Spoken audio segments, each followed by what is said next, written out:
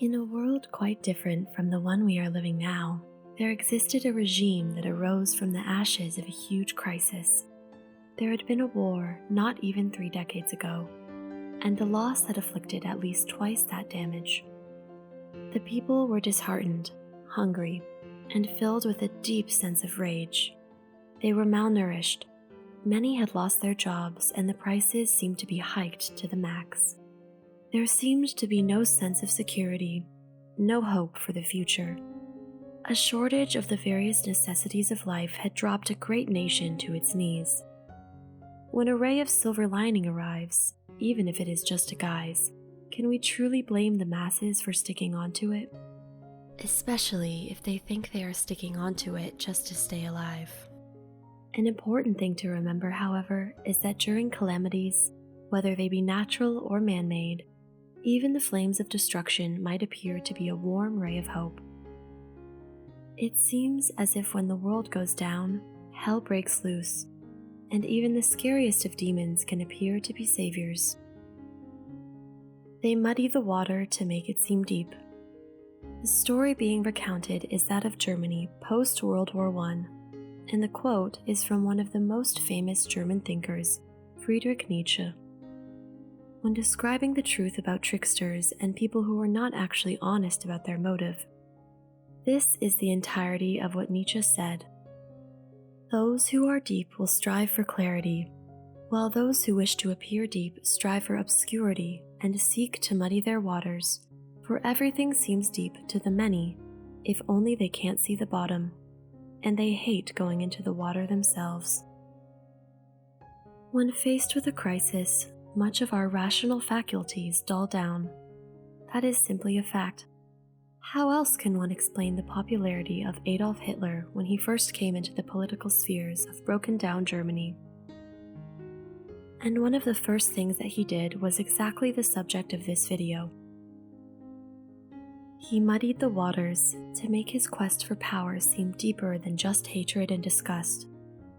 He claimed in his infamous book Mein Kampf that the actual reason for Germany's dire situation during the earlier part of the 20th century was not their defeat in the First World War. Rather, it was because of the Jewish population in Germany. He claimed that it was the Jews who had caused fighting amidst the upper echelon of the German population, and this led to miscalculations, bad-intentioned decisions, and economic crises. He labeled this the Big Lie. Quite ironic. When we look at the human trace in all its guts and glory, we can find many examples of this. Perhaps the most surefire way to ensure that you are not challenged is to manipulate emotions. And since in crises the emotions of the masses are already in disarray, it is far easier to make people see things a certain way, probably the wrong way. This is what Adolf Hitler capitalized on.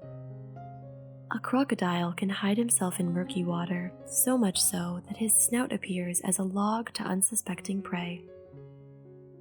What Nietzsche proposes, however, as is evident from the story of Germany, is far more destructive. In her monumental book, The Origins of Totalitarianism, Hannah Arendt explored how fascists and Nazis used science to advocate for racism and anti-Semitism.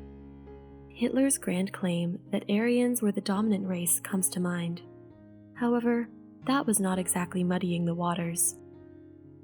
He muddied the waters when he tried to substantiate his claims using professional opinions of scientists. In collaboration with these scientists, he led and justified some of the most horrific health policies. He led a campaign to sterilize people deemed to be genetically deficient. These included people with Jewish ancestry and those suffering from psychiatric disorders.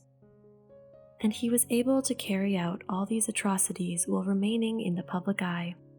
The reason why he was able to do that?